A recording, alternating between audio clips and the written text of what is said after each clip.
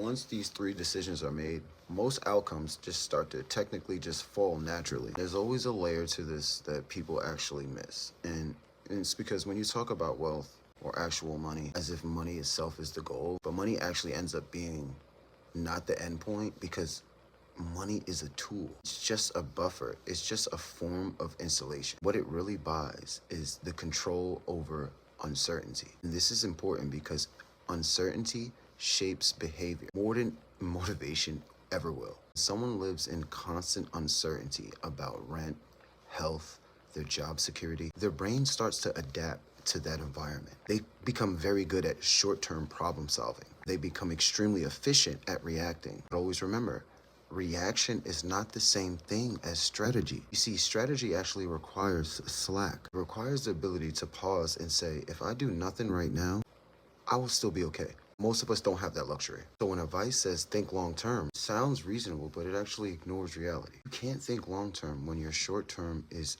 unstable. This is why awareness alone can actually be dangerous.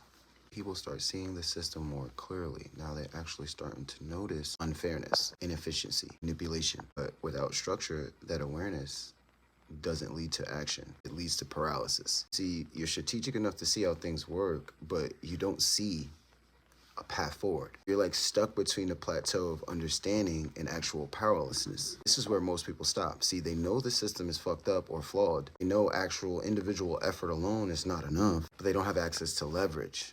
So they turn actual awareness into their identity. They're the one who sees through it, or they become the one who questions everything. And, they become the one who's not fooled. But psychologically, to you and I, that feels like progress. But structurally, nothing has changed. The people who move beyond this stage now are more aware.